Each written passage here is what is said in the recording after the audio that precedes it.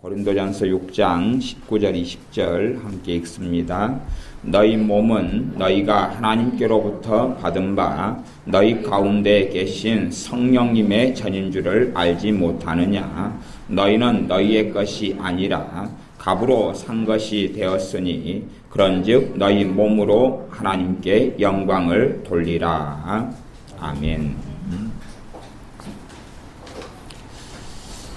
제가 주로 말씀을 전하면 신약 성경에서 말씀을 좀 많이 전합니다. 물론 신약 성경을 주로 본문으로 해서 구약 성경의 말씀들과 함께 전합니다.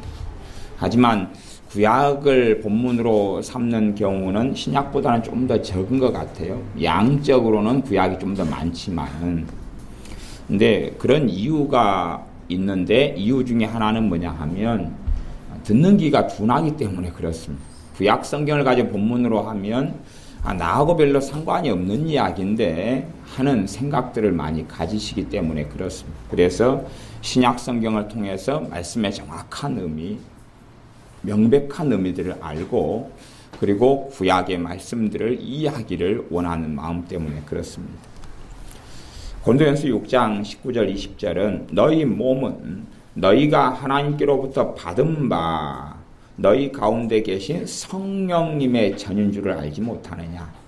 그러니까 우리 몸 자체가 우리 것이 아니고 성령님이 거하시는 전이다. 성령님의 전이란 말은 성령 하나님의 집이다 그 말입니다. 성령 하나님의 집이다. 또 우리 몸을 다른 말씀에서는 너희 몸은 하나님의 집이다. 너희 몸은 하나님의 집이다. 너희는 하나님의 집이다 그랬습니다. 우리 몸이 우리 소유가 아니라 성령 하나님이 거하시는 성령 하나님의 전이고, 그래 성전이라 그럽니다. 교회라는 이 건물 자체, 예배당이라는 이 자체가 성전이 아니고요. 이제 우리가 성전 되는 것이 몇 가지가 있는데, 믿는 신자가 한 명 한 명이 성전입니다. 그리고 믿는 신자가 모이는 것을 그것 자체를 성전이라 그래요. 그리고 그걸 교회라고 그럽니다. 근데 교회라는 말이 성전이란 말하고 같이 쓰일 수 있는 말이에요. 그러나 건물을 이야기하는 게 아닙니다. 구약시대 때 성전이라든지 성막이라는 것은 주님께서 우리 몸을 사셔가지고 성령 하나님께서 그때는 성전의 성막에 전능하신 하나님의 임재와 영광이 나타났는데 그것은 그림자였습니다.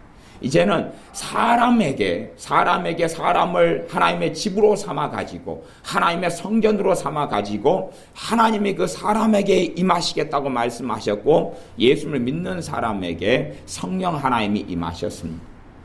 여기에서 문제가 되는 것이 또 있어요. 문제가 되는 건 성경은 작용과 반작용의 법칙이 계속하여 작용합니다. 무슨 말이냐 그러면 하나님의 성전, 이 성전은 거룩한 것이다 구별되어 버렸는데 이 성전을 더럽게 만들어 버리면 하나님의 진노와 징계가 임한다는 사실이 신구약 성경에 계속하여 나온다는 작용과 반작용의 법칙이 있습니다. 그까지는 좀 어려우니까 이제 오늘은 생략하고요.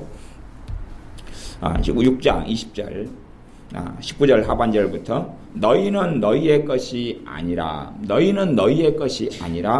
값으로 산 것이 되었으니 그런즉 너희 몸으로 하나님께 영광을 돌리라. 너희는 너희의 것이 아니라 그랬습니다. 우리는 우리의 것이 아니라 그랬어요.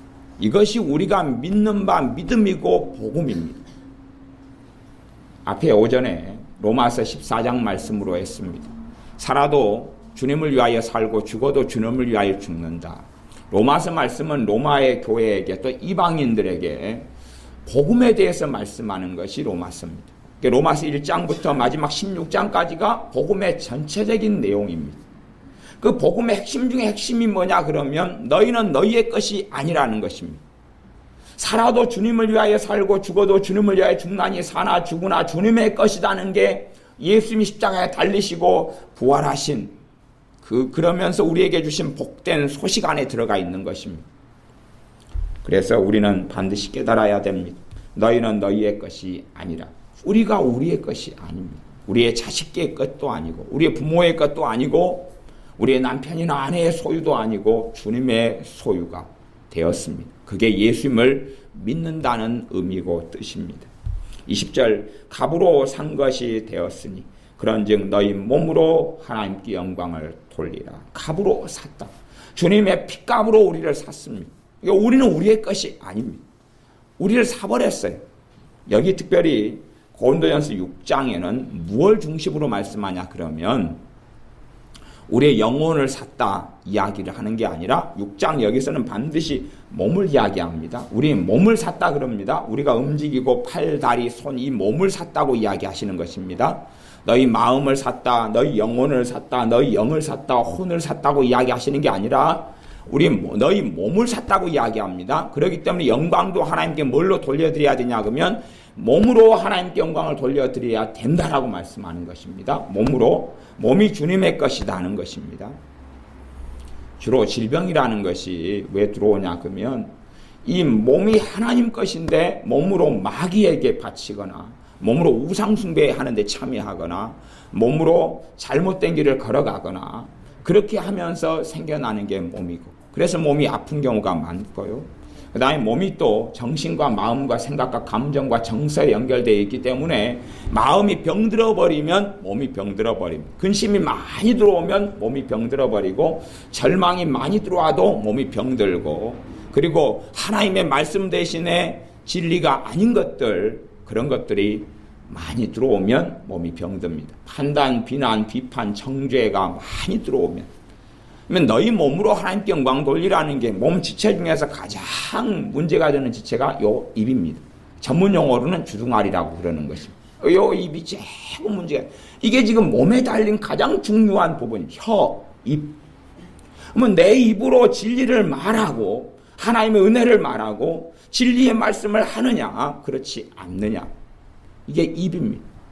그냥 찬송가 복음송가를 좀 부르느냐 그런 이야기가 아닙니다. 내 마음속에 진리가 있어가지고 내 입으로 말하는데 예수님의 이야기를 하고 있느냐 하는 것입니다.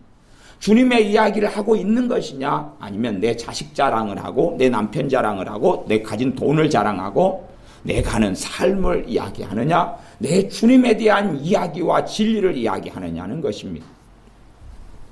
믿는 사람을 만나보면 예수님의 이야기가 그 사람 입에서 듣고 찾기가 어렵습니다.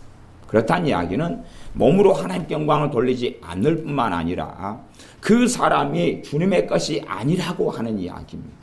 이 고백이 될 수밖에 없습니다. 그러므로 그와 주님이 가까울 수 없습니다. 주님과 그 사람이 가까워야지만이 주님은 영원한 빛이 되시고 하나님은 빛이시라라고 요한 사도가 이야기합니다. 주님은 빛이 되시고 내가 주님과 가까워지면 내게 있는 어둠은 떠나갑니다. 마귀 역사가 떠나가는 것도 마귀를 예수님의 이름으로 대적할 때 떠나가고 죄를 회개할 때 떠나가지만 기본적으로는 잘 그런 걸 모른다 그래도 내가 예수님과 가까워지면 내가 하나님과 가까워지면 마귀는 견디기 어렵습니다. 귀신들은 견디기 어렵습니다. 그래서 떠나갈 수밖에 없습니다. 그러나 내가 예수님과 가까워지는 않고 예수님의 이름만 사용한다고 생각해 보십시오. 나는 예수님과 거리가 아주 멀고 하나님과 너무 거리가 먼 가운데 예수님의 이름으로 이래라 떠나가라 마귀야 떠나가라 그런다 해서 마귀가 떠나간다면 그건 우스운 일이 될 것입니다. 예수님의 이름의 능력은 내가 예수님과 가까워질 때 더 큰 이름의 능력이 나타납니다. 그러나 주님과 가까워지지 않으면 주님의 이름을 사용해도 대단한 능력은 없습니다. 바퀴벌레를 쫓아내려고 어둠 가운데 음식물 쓰레기 속에서 바퀴벌레를 막 두들고 쫓아내고 위협을 하면 걔네들이 움직이긴 하겠지요. 그러나 잠깐 움직였다가 또 오고 또 올 겁니다. 내가 있는 음식물 쓰레기가 가득한 곳에서 벗어나가지고 깨끗하고 좋고 아름다운 곳 주님 발 앞에 머물러 엎드려 있으면 바퀴벌레는 물러가죠. 깨끗한데 좋은데 나와봐야 발에 밟혀 죽을 뿐입니다. 대낮에 드러나 보아야 죽는 것 말고는 일이 없죠. 그래서 바퀴벌레는 밤에 돌아다닙니다. 원수 마귀도 어두운 가운데 돌아다니는 것을 아주 좋아합니다. 자녀 교육에서도 자녀들을 병들게 하는 것 중에 하나가 뭐냐 그러면 자녀에게 자녀 방을 주는 것이 자녀를 무너뜨린 일 중에 하나입니다. 사람들은 자녀에게 자녀의 방을 줍니다. 자녀의 뭐가 중요하냐면 인권이 중요하니까. 자녀에게 방을 해줍니다. 그럼 자녀는 자기 방에서 문을 닫고 거기서 별짓을 다 하고 놉니다. 그 어둠의 시간이거든. 그렇기 때문에 자기 방을 가진 자녀가 그 자기 방에서 문을 닫고 빠끔살이를 하든지 인형놀이를 하든지 간에 아이는 마귀에게 넘겨져 버리고 맙니다. 그 시간이 많으면 많을수록. 그래서 집이 좀 크고 방이 많고 하면 자녀들은 마귀의 제물로 바쳐지고 맙니다.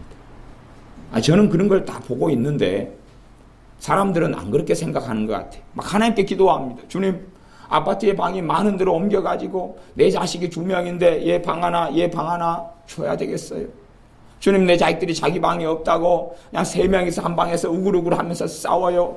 주님, 어쩌면 좋아요. 방이 5개 있는데 주셔서 내 남편도 코고는 남편 방 하나, 고안고는 내 방 하나, 애들 방 1, 2, 3 해가지고 잘 쓰면 좋겠어요. 그렇게 막 기도하고 구합니다. 그리고 하나님께서 방 5개짜리 아파트를 주실 수는 있어도 그러면서 자녀들의 인생과 삶은 무너집니다. 아이들이 자기 방을 쓰면서 이기적이 되고 개인주의적이 되고 자기의 삶을 자기가 주인으로 왕으로 삼아가기 시작하는 것입니다. 그래서 절대 방의 주인이 자녀가 안 되게 해야 됩니다. 그리고 자녀들이 놀고 공부할 때도 자녀들이 문을 닫고 갇혀지면 안 됩니다. 문을 열어놔야 돼요. 다 잠잘 때는 몰라도 공부할 때는 문이 다 열려 있어야 됩니다. 열려 있어야 돼요. 가령 엄마가 공부하라고 계속 이야기하는 경우에는 자녀가 이제 문을 닫고 공부를 하다가 잠이 와요. 그러면은 눈치를 보는 가운데 엎드릴 거 아니에요. 엎드리지만 밖에서 발소리만 들어도 가슴이 콩닥콩닥 합니다. 엄마가 아빠가 언제 쳐들어와서 이놈 공부하라 했더니 졸고 있어, 자고 있어. 그럴까봐 겁이 나서 콩닥콩닥 하면서 죄가 들어오기 시작합니다. 불안, 초조, 긴장, 두려움이 들어옵니다. 문을 활짝 열어놓으면 잠을 자더라도 당당하게 잘 수 있어요. 그냥 숨겨놓고 자는 게 아니고 야단을 좀 맞지만은 불안이 들어오는 게 아니고 그냥 오픈되어 있으니까 공간이. 아니면 오픈되어 있으니까 숨기기가 어렵죠. 몰래 잠을 자지는 못해요. 드러나 있으니까 엄마, 아빠 내가 잠이 와서 그런데 좀 잘게요. 그래 자라. 그렇게 해서 드러난 가운데 자면 문제가 안 되는 거예요.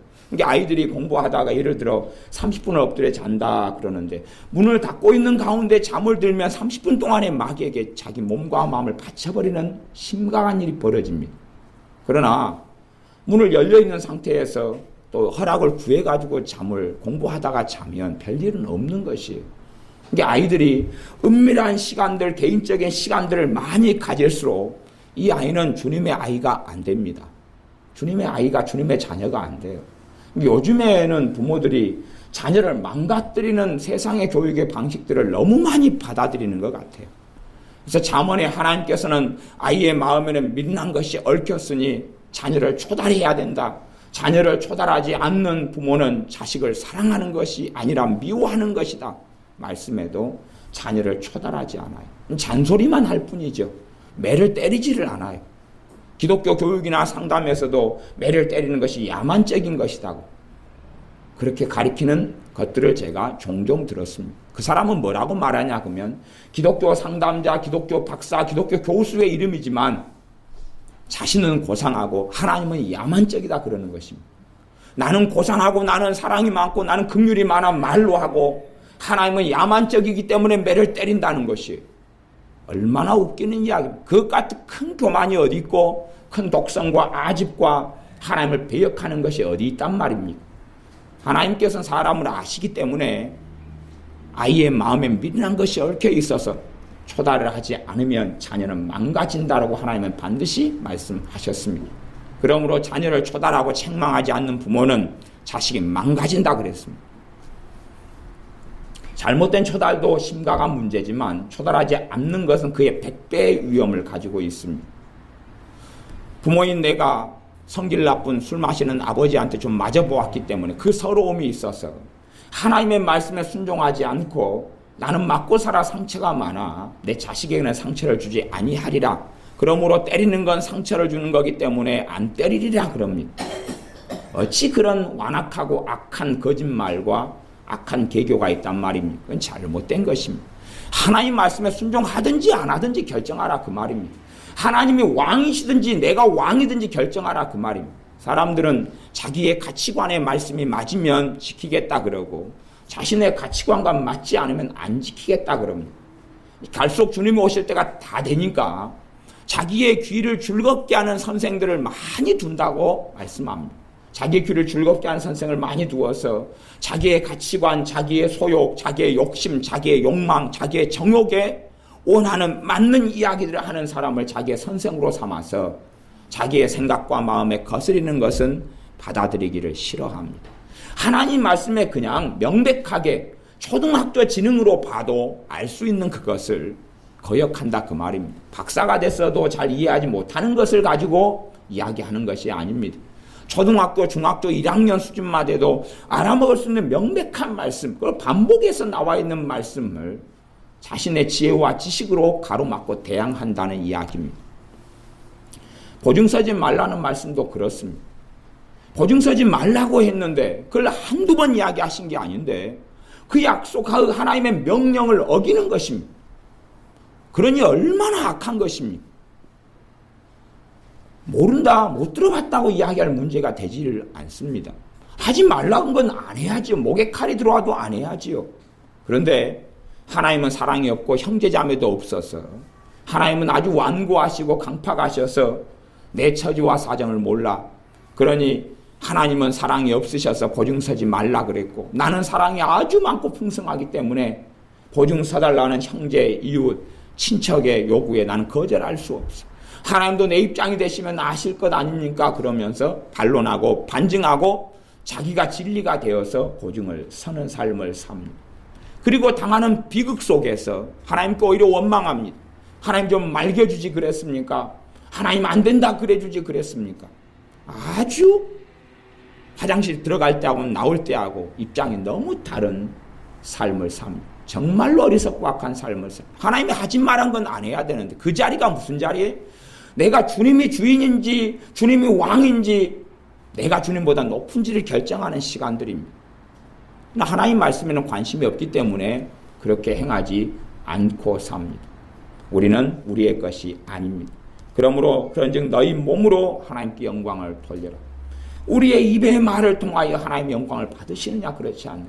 우리 입의 말에서 정죄, 책망, 남의 헐뜯는 것, 험담하는 것, 이간질하는 것, 원망의 말들, 미움과 증오의 말들, 염려의 말들, 두려움의 말들, 초조와 불안의 말들, 불신앙의 말들, 하나님이 안 살아계신 것처럼 말하는 말들, 하나님이 살아계시지 않는 것처럼, 하나님이 나와 함께 하시지 않는 것처럼, 하나님께서 나와 가깝지 아니하신 것처럼 구약 성경에도 하나님이 너희와 멀리 계시지 아니하시도다 그랬습니다.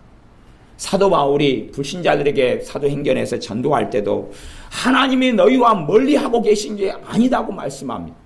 그런데도 우리는 신자임에도 불구하고 예수님을 믿는다고 함에도 불구하고 하나님이 아주 멀리 계신 것처럼 말하고 생각하고 그렇게 삽니다. 우리 몸으로 하나님께 영광을 돌려드리라 했습니다. 몸의 영광은 입입니다. 첫 번째는 입입니다. 내 입으로 내 혀로 무엇을 말하느냐, 내 입과 혀로 하나님을 영광스럽게 하느냐 하는 것입니다. 제가 좀 어려운 말씀이지만 민수기 18장 말씀을 제가 읽어드리겠습니다. 민수기 18장 21절부터 제가 읽어보겠습니다. 내가 이스라엘의 11조를 레위 자손에게 기업으로 다 주어서 그들의 하는 일 곧 회막에서 하는 일을 감나니 이후로는 이스라엘 자손이 회막에 가까이 말 것이라 죄를 당하여 죽을까 하노라. 오직 레위인은 회막에서 봉사하며 자기들의 죄를 담당할 것이요 이스라엘 자손 중에는 기업이 없을 것이니 이는 너희의 대대의 영원한 율례라. 이스라엘 자손이 여호와께 거제로 드리는 11조를 레위인에게 기업으로 준 고로 내가 그들에 대하여 말하기를 이스라엘 자손 중에 기업이 없을 것이라 하였노라. 하나님의 백성 가운데 사는 동안에 가지는 재물, 가지는 동물, 가지는 곡식 가운데 11조를 이야기합니다. 그것을 너희는 레위인에게 주어라. 대신에 레위인에게는 기업을 안 주겠다. 레위인에게는 먹고 살고 농사지을 땅을 안 주겠다. 레위인에게는 키울 가축을 안 주겠다. 대신에 너희가 가진 10분의 1을 레위인에게 주어라. 그래서 그걸로 하나님을 섬기고 봉사하게 하고 먹고 살게 해라 그랬습니다. 요즘에는 제가 교회 목회하고 산 이후로 한 거의 9년, 8, 9년, 저도 정확하게 몇 년인지 내가 안 세고 사니까 8, 9년 동안에 제가 11조 설교는 한 번도 한 적이 없습니다. 그래 아마 기억하실 거예요. 일찍부터 저랑 신앙생활 하셨으면 다 기억하실 거예요. 한 번도 한 적이 없어요. 헌금 설교는 한 2번 한 적이 있는데 헌금의 원리에 대한 자원함의 원리를 설교한 적은 한 2번 있어요. 그러면 이 11조도 뭐가 심각한 문제가 되냐? 그럼 11조 모양과 양상 굉장히 복잡하고 좀 다양합니다. 그렇지만 이 11조라는 게 무슨 문제가 되냐 그러면 내가 하나님의 것이냐는 문제의 결단이 됩니다. 이 11조를 안 하는 사람들은 신앙이 절대 성장하지 않습니다. 왜요? 하나님의 것이 자기가 아니거든요. 자기의 모든 소유가 주님의 것이 아니거든요. 누구 거니? 자기 것이에요. 내 것이에요. 내 것. 내 것으로 사는데 어떻게 주님과 가까워집니까? 내 자녀를 키우면 자녀는 반드시 11조 하도록 훈련해야 됩니다. 어릴 때부터 몸에 배게 훈련해야 돼요. 그래야지만이 아니 1,000원 가지고 11조 100원을 못 떼는데 나중에 100만 원 벌 때 10만 원이 아까워서 어떻게 떼겠어요? 하나님께 드리겠어요? 11조를 안 하는 신자들은 정상의 신앙에 머물 수가 없습니다. 그냥 남편이 안 믿기 때문에 돈을 남편이 관리해서 어쩔 수 없어서 못하는 경우는 있어요. 그러나 최소한은 그러면 내 생활비 가운데는 해야 돼요. 생활비 20만 원 받으면 좀 더 덜 쓰고 두부가 둥 오면 한 모만 먹고 그렇게 하나님께 드릴 때에 하나님이 기뻐하시는 거예요. 그런데 사람들은 안 해요. 내 형편이 처지가 어떻다고 난 빚이 얼마가 있다고. 빚이 얼마가 있으니까 안 해도 괜찮아요. 대신에 돈이 자기의 주인이기 때문에 빚은 자기가 갚으라 그 말이에요. 하나님께 은혜 달라고 기도하지 말고 자기 돈이니까 자기가 갚으라 그 말. 몰라 그걸로 하나님께 기도해요. 돈이 자기 건데. 그렇게 기도해서 하나님께 물질을 주신다 그래도 그 사람은 주님을 떠나고 지옥으로 떨어집니다. 내가 가진 것이 주님의 것이면 10분의 1은 주님께 내야지요. 도둑놈입니까? 도둑놈이에요. 저는 목회 한 10여 년 하는 동안에 제가 사례금을 하나도 안 받고 몇 년 하다가 그 다음에 50만 원, 60만 원, 지금 70만 원 받고 하는데 제가 모은 돈 없습니다. 제가 9년, 10년 목회하는 동안에 이제 통장에 모아놓은 돈 없어요. 나중에 전에 모아놓은 돈이 있어서 그때 한 2, 300 있어 다 줬어요. 다 주고 지금 모아놓은 돈 가족이 CR 임플란트를 좀 해야 되니까 그 돈만 좀 모으고 있어서 몰라 100 몇십만 원 있는가 모르겠어요. 그거 지금 CR 좀 해주려고 돈 모으고 있는 거 그거 말고 제가 9년, 10년 목회해서 제 지갑에 통장에 든 돈 없어요. 그냥 사는 것이에요. 돈 벌려고 하나님 일했으면 제가 직장생활 했죠. 이게 어떤 교회에 헌금을 드리고 11조를 내서 그 사람이 교회를 어떻게 재정을 관리하는 운영하느냐는 그건 뒷문제로 치고 주의 종이 어떻게 헌금을 관리하거나 교회가 어떻게 쓰느냐는 내 문제가 아니까 넘겨두고 최소한은 내가 신앙생활하는 교회가 주님이 인도하신 교회냐만 확인하고 그 다음에는 내 영역이 아닌 것이에요. 주의 종이 잘못 돈을 쓰면 하나님과 그 종이 계산하겠지요. 하나님은 살아계시기 때문에. 그래서 제가 헌금을 교회를 위해 사용할 때도 선풍기를 하나 살 때 되면은 최대한은 싸게 살려고 저 달려있는 선풍기도 저게 10,000몇천 원짜리입니다. 저게. 보통 선풍기는 저게 한 3, 4만 원 줘야 돼요. 10,000몇천 원짜리 이 뒤고 더 뒤지고 그러니까 인터넷에서 구입해가지고 사는 거예요. 내 돈이 아니고 헌금이니까. 하나님 돈이니까 어떻게 내가 내 자의적으로 그냥 편하게 그냥 어디 근처에 있는 대리점에서 살 수가 없더라 그 말이에요. 저는 하나님 일에서 돈 번 건 없습니다. 남는 거 그냥 그 월급 가운데 얼마 책 사보고 그런 거 말고는 없어요. 누구의 뭐 헌금이 필요해서 사는 사람도 아니고 제가 하루 막노동을 가면 돈을 버는 돈이 7, 8만 원 벌잖아요. 제가 서울 집회를 다녀도 지금까지 집회를 다녀도 제가 거기서 돈 받은 적이 딱 2번 있어요. 딱 2번. 나머지는 오히려 더 주고 왔어요. 딱 2번. 제가 서울 집회를 정기적으로 해도 한 푼 받아본 적이 없어요. 내 돈이 들어가 한 번 집회하고 하면 그러니까 그 돈을 내가 쓰고 오는 오지 받아본 적은 없어요.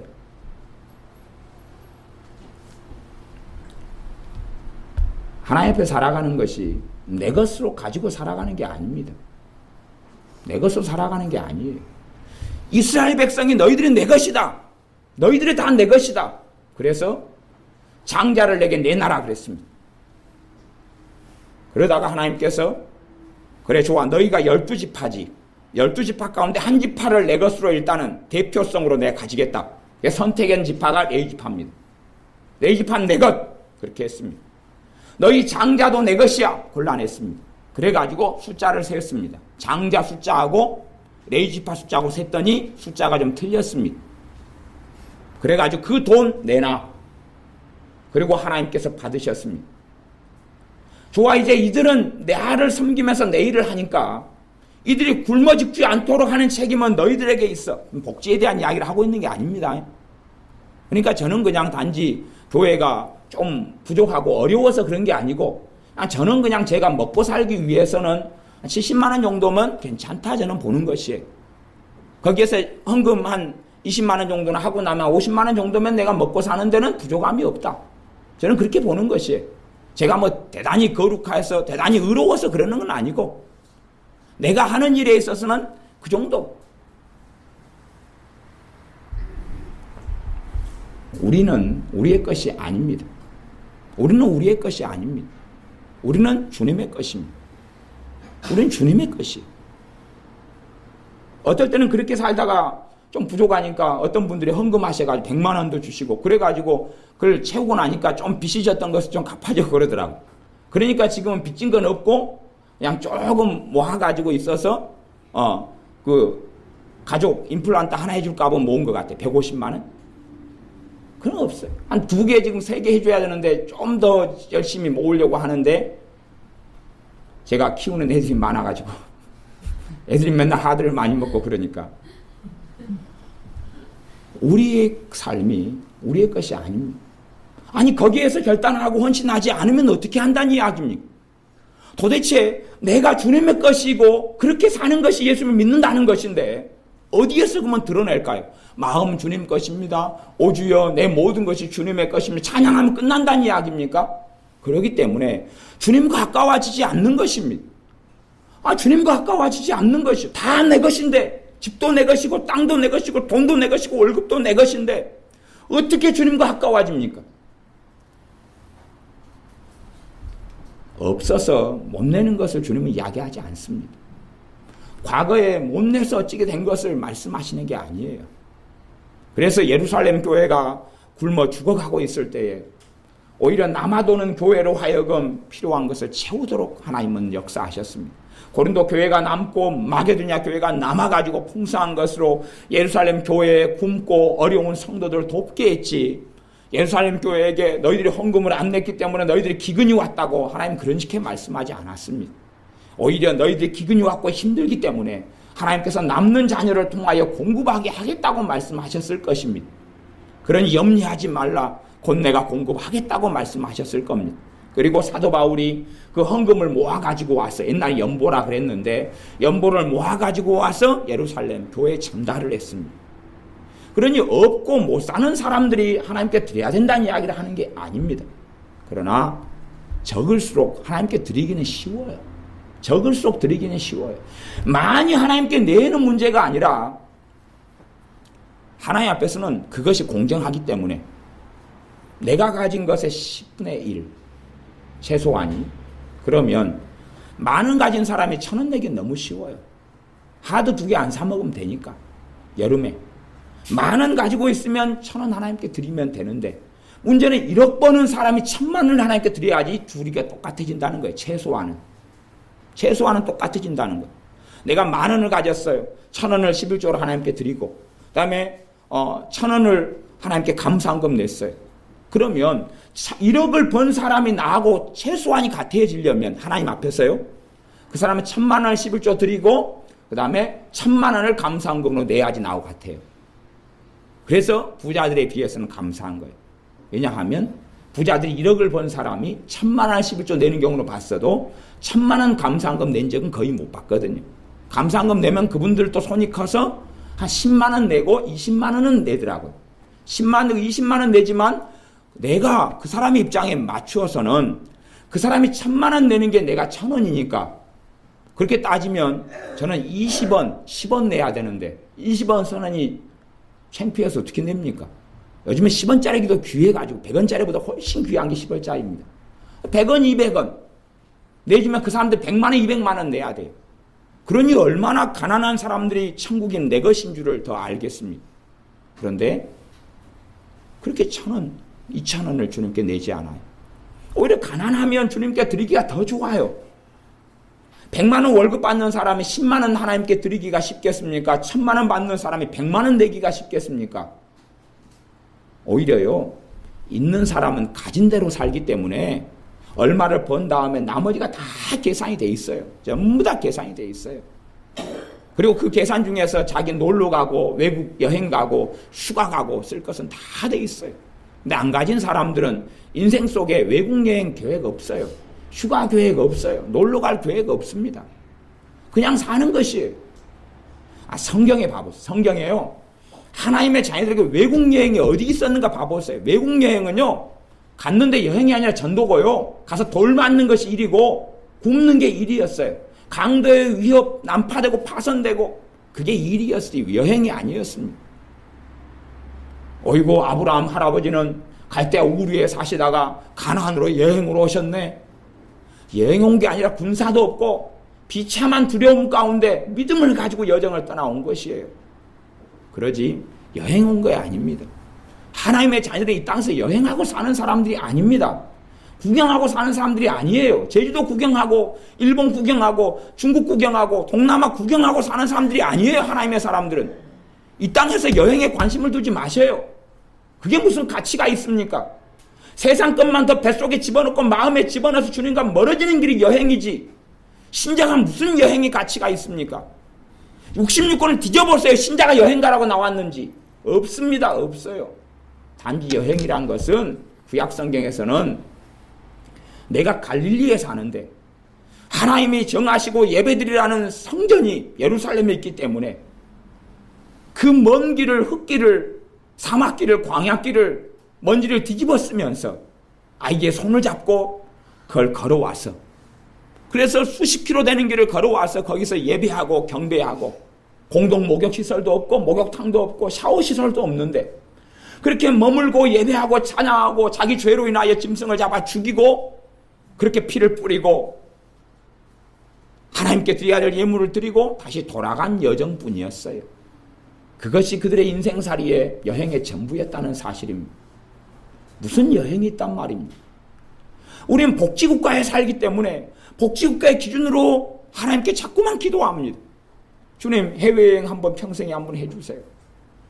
해외여행을 하나님이 보내주실 수는 있겠지요. 그러나 그것 때문에 내 믿음과 신앙이 떨어진다는 것은 왜 기억을 못하는지 모릅니다. 주님, 제 옆집에 누구는 아들이 어디 여행을 시켜줬다는데요, 나는 이게 뭡니까? 서러워서 울어요. 제가 젊어서 그러지만 그런 권사님 뒤통수를 그냥 팍 한 대 때리고 싶어요. 권사님 정신 좀 차리세요. 도대체 정신 좀 차리세요. 아프리카에서 살고 싶습니까? 이디오피아에 선교를 좀 나가보세요. 거기에서 1년 동안 그냥 뼈 빠지게 복음을 좀 전해보세요. 그런 이야기 쏙 들어갈 테니까. 예수님을 못 들어서, 복음을 못 들어 죽어가는 사람들 만나면 그런 이야기 안 할 테니까. 기준이 자꾸만 세상 속에 들어가가지고 비교하고 같이 살펴보고, 제가 가지고 있는 것, 그래서 신자가 나는 아파트가 없는데 아파트에 있는 사람을 만나가지고 그 집에 들어가면 오만 심장이 상해서 나오는 거예요. 어찌 그런 사람이 신자란 말입니까?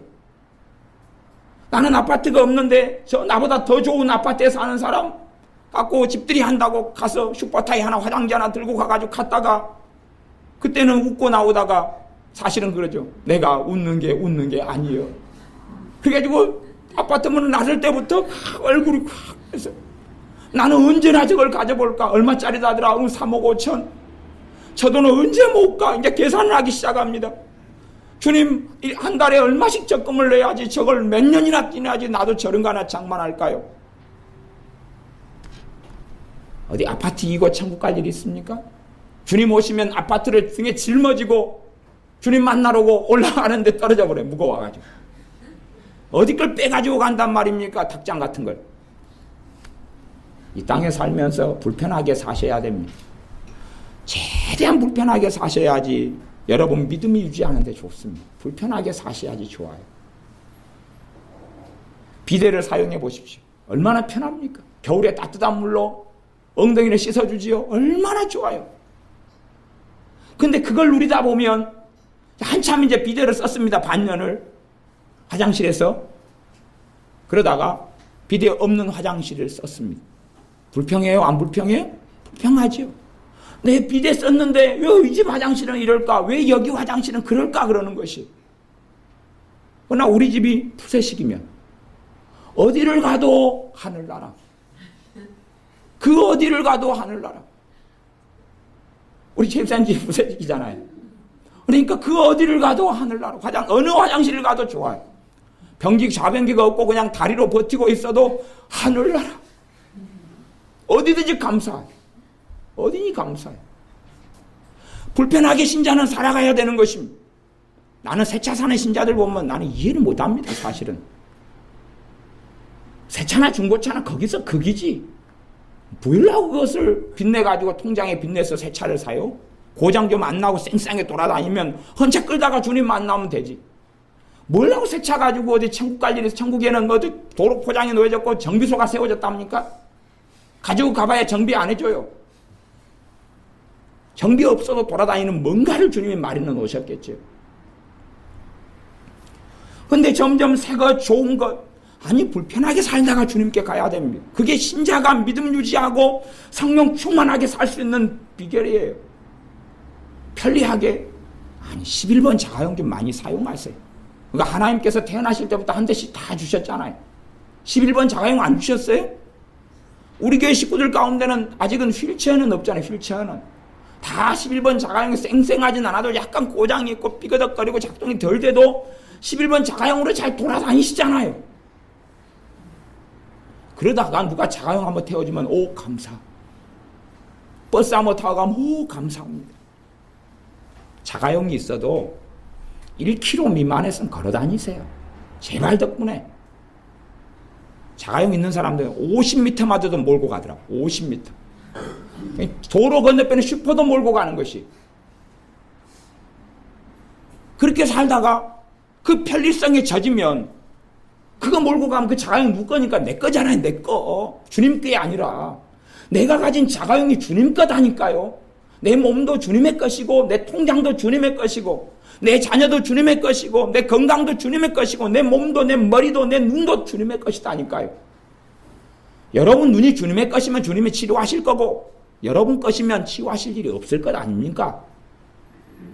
여러분의 치아가 주님의 것이면 관여하실 거고 내 것이면 주님이 관여할 일은 없을 겁니다. 여러분 돈이 여러분 돈이면 주님이 여러분 돈 문제 빚 문제 관여하실 일이 없고 주님의 것이면 관여하시겠죠. 그러니 주님의 것이 되게 하십시오. 주님의 것으로 내어드리고 넘겨드리십시오. 뭐 대단하게 11조라는 이야기 때문에 이 본문 민수기 18장을 이야기하는 게 아닙니다. 25절에 민수기 18장 25절 제가 읽어보겠습니다. 여호와께서 모세에게 일러 가라사대 너는 레위인에게 고하여 그에게 이르라 내가 이스라엘 자손에게 취하여 너희에게 기업으로 준 11조를 너희가 그들에게서 취할 때에 그 11조의 11조를 거제로 여호와께 드릴 것이라. 내가 너희의 거제물을 타작마당에서 받드는 곡물과 포도즙 틀에서 받드는 즙같이 여기리니 너희는 이스라엘 자손에게서 받는 모든 것의 11조 중에서 여호와께 거제로 드리고 여호와께 드리는 그 거제물은 제사장 아론에게로 돌리되. 좀 이 본문들이 좀 많아요. 양이 많아요. 심지어는 요 17절로 가면 오직 소의 처음 난 것이나 양의 처음 난 것이나 염소의 처음 난 것은 속하지 말지니 그것들은 거룩한즉 그 피는 단에 뿌리고 그 기름은 불살라 여호와께 향기로운 화제로 드릴 것입니다. 본래 하나님의 법이 하나님의 율법이요. 소나 양이나 염소가 새끼를 낳으면 첫 새끼는 다 하나님 것입니다. 그래서 내가 못 가집니다. 그걸 통해서 하나님의 백성에게 너가 가진 가축들, 왜? 과거에는 가축이 너무나 중요했으니 가축들 그게 너 것이 아니야 라고 가르쳐 주시는 겁니다. 이제 소를 키웁니다. 새끼가 송아지가 태어났어요. 송아지 한 마리 얘가 얼마까? 500만 원, 100만 원, 70만 원, 200만 원이니까 소금이 좋을 때, 안 좋을 때가 있으니까. 그걸 생각하는 게 아니라 그걸 끌고 하나님 앞에 나아가야 된다는 이야기입니다. 그리고 그 첫 새끼는 거룩하기 때문에 무조건 죽여야 됩니다. 거룩하다는 이야기는 죽이라 그 말이에요. 죽여서 하나님께 바치라는 이야기입니다. 살아서 살려가지고 돈을 바치라는 이야기가 아니고 하나님 앞에 제물로 목을 쳐가지고 피를 뿌리라는 이야기입니다. 세 가지 짐승은 꼭 그렇게 됐습니다. 소, 양, 염소. 너희 것이 아니야. 그런데 사람들은 이스라엘 사람들이 명백한 하나님의 말씀을 받고도 빼돌리면 되니까 누가 제사장이나 레위인이 와서 호구조사할 게 아니거든. 감사 나오는 게 아니거든요. 새끼 나와도 그냥 빼돌리면 되거든요. 왜 한 마리 빼돌리면 돈이 얼마인데? 빼돌리면 돼요. 예를 들어서 암양이 50마리가 있어요. 암양이 50마리가 새끼를 낳았어요. 그러면 최소한은 첫 새끼가 50마리가 될 것 아닙니까? 빼돌리면 되거든요. 빼돌리면 돈이 얼마가 됩니까? 그 개가 금방 커가지고 또 새끼 낳을 텐데. 그렇게 이스라엘이 살아왔다는 이야기입니다. 소수를 빼놓고, 극소수를 빼놓고는. 어떻게 하나님의 백성으로 살 수가 있었겠습니까? 난지 8일 만에 할례는 받았지만 하나님의 백성으로 살지는 못했습니다. 이런 본문을 통해서 하나님께서 우리에게 하시는 말씀이 도대체 무엇이냐 하는 겁니다. 우리가 지금 소를 키워서 첫 새끼를 어디 드릴까요? 그러면 과거에 성전이 예루살렘에 어디 있습니까? 없거든요. 어떻게 끊고 갈까요? 이제 우리는 할 수 없는 거지 않습니까? 그럴 필요는 없다. 주님께서 십자가에서 그걸 이루셨다라고 말씀하지만, 온전케 하셨다고 말씀하지만, 이 하나님의 말씀이 살아있는 것은 거기에서 하나님께서 말씀하시는 바는 그대로 살아있다는 이야기입니다. 거칠해적인 이야기가 아니라 속 알맹이 말이 알맹이. 알맹이가 뭡니까? 너희가 가진 소유물이 너희의 것이 아니라는 겁니다. 너희의 것이 아니라는 겁니다. 밥그릇이 솥단지가 숟가락이 너희의 것이 아니라는 겁니다. 좀 30년 된 옷을 입고 사는 게 얼마나 좋습니까? 15년 된 몸빼를 좀 입고 살다가 주님께 가면 얼마나 좋습니까? 아니 굳이 자꾸 새 옷을 바뀌어야 될 이유가 무엇입니까 도대체? 새 옷을 사야 될 이유가 무엇입니까? 내 아름다움을 더 돋보여서 천국의 선착순으로 미모순으로 받아줍니까? 그럼 반드시 우리 식구들은 성형수술을 좀 많이 하셔야 될 것 같습니다. 견적이 유감스럽게도 전반적으로 좀 많이 나오시는 것 같으셔요. 그래야지 천국의 미모순이면.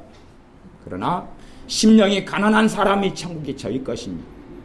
미모가 많으면 심령이 부유해집니다. 왜요? 남 앞에 고개를 쳐들고 다녀도 내 등수 밑으로는 다 고개 숙여. 고개 숙여. 어느 날 누가 제게 상담을 요청했는데 아가씨였어요. 그래가지고 그 아가씨랑 공원을 거닐면서 대화를 했어요. 그는 사는 이야기를. 근데 공원에 가 이제 커플들도 있고 쌍이 있더라고요. 쌍이 있어가지고 가족이 많이 나왔는데 남자들의 심리가 그런 게 있어요. 하고 쫙 그 아가씨랑 거닐면서 생활사를 이야기하는 거예요. 이야기하는데 제가 걸어보니까 남자들이 부러운 표정으로 저를 보는 거예요. 이 아가씨가 제 아내라거나 아니면 제 애인이라거나 그렇게 본 거예요. 봐가지고 대낮인데 너무 부러운 표정으로 보는 거예요. 그래서 제가 그랬죠. 고개를 딱 들고 속으로 눈 깔아. 당신들이 오해하든 말든 상관없는데 당신들이 당신 와이프보다 이 사람이 훨씬 이쁘고 막 그 사람들은 오해를 하지만 왜? 사람의 외모가 그들의 중심인 거예요. 근데 하나님께서 말씀하시기를 사람은 외모로 받지 말아라. 외모로 사람을 평가하지 마라. 외모가 뭡니까? 얼굴, 몸매, 가진 소유물, 직장, 직업, 돈을 얼마나 버는가, 얼마나 그 사람이 좋은 학벌을 가졌는가가 외모입니다. 그게 외모예요. 그냥 단지 형태 모양을 이야기하는 게 아닙니다. 우리는 끊임없이 이 현대사회에 살면서 외모 지향적인 삶을 살아갑니다. 얼굴이 이뻐야 되고 몸매가 좋아야 되고 학벌이 좋아야 되고 집이 삐까뻔쩍해야 되고 자꾸 그것에 매여 살아가는 것이. 신방을 가면 어떨 때는 그럽니다. 아이고 목사님 우리 집이 누추해가지고요. 아니 우리 교인만이 아니라 때로는 제가 집회를 가거나 그럼 신방을 한번 와달라 그럴 때가 있어요. 그건 막 부산하게 청소하고 정리하고 그 다음에 좋은 곳에 모신다고 막 어떻게 하는데 아니 이 땅에서 아무리 추해도 주님께서 이 땅에 사셨을 집보다는 100배가 좋다는 것을 혹시 아십니까? 주님이 가셨던 화장실에 100배가 좋다는 걸 혹시 아십니까? 주님이 쓰셨던 화장실에 100배가 좋은 화장실을 우리가 쓰는 걸 아십니까? 100배가 넘는 거. 주님이 누웠던 잠자리보다 훨씬 좋은 잠자리였다는 걸 아십니까? 아마 주님은 그러실 겁니다. 야야, 내가 너희들을 위해서 너희의 죄짐을 짊어져 그 땅에 살았을 때에 내가 살았던 집보다 정말 좋은데 그걸 추리하다고?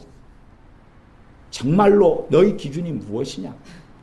내가 살았던 것보다 얼마나 더 누리고 싶냐? 그렇게 누리다가 오고 싶으냐? 그 누릴 건 내가 아버지의 집에 준비해 놓을 테니까 너희들은 내가 걸어왔던 그 길을 걸어와라라고 말씀하는 겁니다. 이 땅에서 더 많은 부를 누리고 더 많은 소유물을 축적해 가지고 갈 필요는 없다는 이야기예요. 물론 집 살라고 아둥바둥 합니까? 집을 안 사면 어떻습니까? 전세에 살다가 사골세에 살다가 월세에 살다가 주님께 가면 좋지 않아요? 월세에 살면 이 땅에서 내가 아방궁을 지으려고는 안 할 것 아닙니까? 뭐 그게 나쁜 겁니까? 그게 대단히 이상한 겁니까? 왜 집을 장만하고 사고 내 소유의 등기를 해야 됩니까? 등기에는 뭐라고 돼? 소유자가 누구로 돼 있어요? 여러분 이름 머시기. 성이 머신 아니시지요? 식자는 또 남자한테 쓰는 건데 하여튼 머순이 머시기. 그렇게 돼가지고 소유가 내 이름으로 되어 있는 게 좋습니까 그게? 집이 없어도 됩니다. 아파트가 아니고 그냥 얄궂은 집이어도 괜찮습니다. 또는 비가 좀 많이 오면은 벽지가 좀 새고 곰팡이가 쓸어도 괜찮습니다. 서울의 기도원이 지하니까 반지하죠. 지하고 반지하고 그러니까 벽지를 한번 발라놨는데 어제 그러시더만 어이구 또 벌써 곰팡이가 꼈네. 보니까 곰팡이가 벌써 끼었어요. 습기가 차니까 장마철이 되니까. 아니 그래서 어쩌습니까? 기도원에는 화장실이 안 좋습니다. 그러니까 어떤 분이 와서 그러더군요. 아이고 여기는 화장실이 안 좋아서 못 오겠어요. 그러니까 절대 안 오시더라고 그 다음에는. 왜? 편안함이 익숙해져 있으니까. 기도는 방이 없습니다. 같이 함께 넓은 데서 잠을 자면 주무십니다. 그러니까 아이고 내 개인 방은 없어요. 속으로 여보시오 나도 개인 방 없이 집회하다가 가요. 당신은 나나 똑같은 거 먹고 똑같은 데서 자고 그리고 나도 집회하고 당신은 참여하고 그러는 거예요. 그거 못 보여 그게? 나는 가서 뭐 외식하고 맛있는 거 먹고 아니 같이 밥상에 앉아서 밥 먹고 같이 자고 그러다가 이틀 3일 보내다가 오지 않소? 편안함과 좋은 것에 길들여져 있으니까 그걸 누리고 살은 거죠. 그래서 아마 저는 알아봤어요. 기도원에 와서 좀 볼품없다, 시설이 좀 안 좋다 하는 분들 마음속에는 주님을 종으로 살고 싶은 거, 삼고 싶은 거예요. 자기가 더 많이 누리고 싶은 복지를 위하여 요술램프처럼 비벼가지고 오 주여 오소서 비비니까 주님이 나타나서 왜 불렀느냐? 아 주님 여기 청소가 안 됐는데 청소 좀 하고 가시오. 알겠노라. 막 빗자루를 쓸고 걸레로 닦다가 다 됐다. 삐까뻔쩍하다. 저기 먼지 또 여기 먼지. 주님 똑바로 지금 못 쓰시오? 예 알았다 미안하다. 그런 주님을 섬기는 것 같아요. 근데 어찌 주님이 그런 분입니까? 우리 것은 우리의 것이 아닙니다. 여러분의 몸도 주님의 것입니다. 여러분의 시간도 주님의 것입니다. 여러분의 인생도 주님의 것입니다. 여러분의 물질도 주님의 것입니다. 그래서 주님께서 말씀하시기로 참 어려운 말씀인데 사람이 행하고 지키기가 어려운 말씀인데 너희 물질이 있는 곳에 너희 마음이 있다 그랬습니다. 너희 돈 쓰는 그곳에 너희 마음이 있다. 마음을 다하여 뜻을 다하여 성품을 다하여 준 여호와 너희 하나님을 사랑하라. 물질이 있는 곳에 돈 있는 곳에가 어딥니까? 내가 최소 10분의 1이라도 하나님께 드리면 거기에가 내 마음이 있는 곳이지. 돈의 액수를 이야기하는 게 아닙니다. 저는 제가 회계를 안 보니까 누가 11조를 얼마 냈는지 지난주에 냈는지 안 냈는지 관심 없고 그런 거 기억 안 합니다. 그런 거 신경 쓰고 살 필요 자체가 없어요. 누가 헌금을 1,000원 냈는지 2,000원 냈는지 모릅니다. 관심 없어요. 2,000원 냈는지 10,000원 냈는지 20,000원 냈는지 모릅니다. 우리 교회가 작은 교회라 제가 무관심해요. 무관심해요. 관심이 없어요. 그런 문제가 아니라는 사실입니다. 내가 정말로 내 마음이 있는 그곳에 물질이 있는 것이 이게 사람의 속성이라고 주님이 말씀하신 거예요. 사람의 속성. 내가 아무리 입은 얀다무치게 말하고 찬양은 어떻게 하고 기도는 어떻게 할지 몰라도 사람의 속성이 뭐냐 그러면 너 돈이 가는 그곳이 너 마음이 있는 곳이다 그랬어요. 그러면 우리는 알 수 있어요. 저도 간혹가다 그걸로 보고 제 자신의 주제를 파악합니다. 왜냐 그러면 5만 원을 한번 감상금 내려고 하면 손이 떨립니다. 손이 떨려요. 저 떨립니다. 5만 원 내려고 하면. 5만 원을 10번 딱 내면은 손가락 빨아야 되는데 떨려요. 심장이 떨리고 가슴이 떨립니다. 근데 이제 5만 원어치 책을 사보려면 심장이 안 떨립니다. 그래서 내 마음이 체계가 있구나. 이걸 종종 확인하고 회개합니다. 그때는 더 낼 수밖에 없고 드릴 수밖에 없을 때가 됩니다. 내 마음이 그러니까.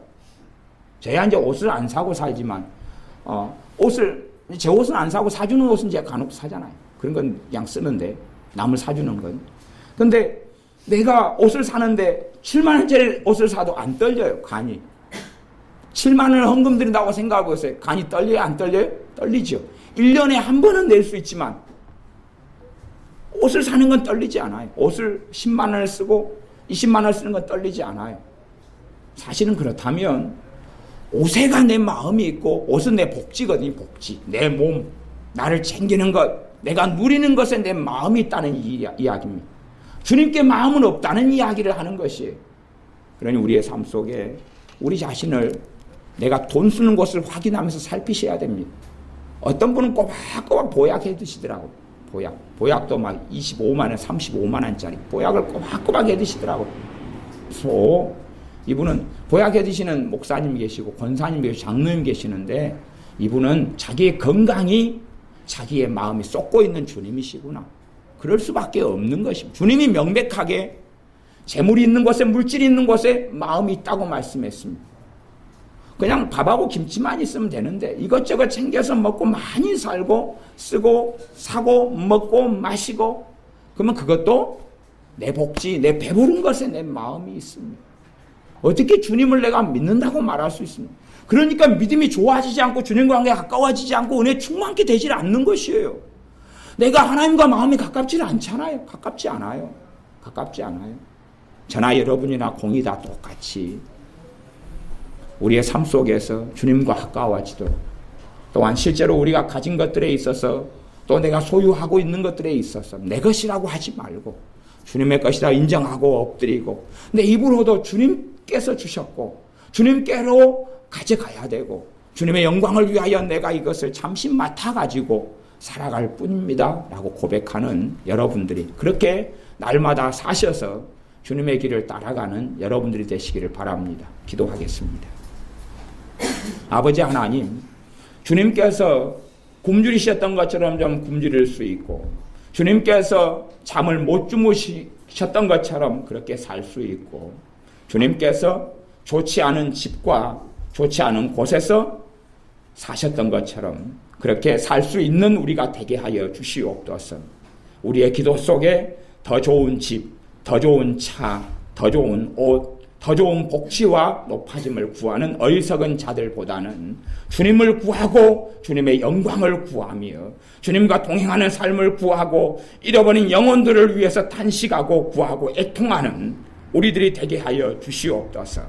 자녀들의 집을 위해서 기도하지 않고 자녀들의 차를 위해서 사업을 위해서 직장을 위해서 기도하지 않고 그 자녀들이 주님과 함께 살고 동행하며 주님을 위하여 살다가 죽도록 기도하는 우리들이 되게 하여 주시옵소서. 우리가 나아갈 진로를 위하여 기도하지 않고 주님을 위하여 어떻게 앞으로 살아야 되는지를 기도하는 우리들이 되게 하여 주시옵소서. 예수님의 이름으로 기도하옵나이다. 아멘.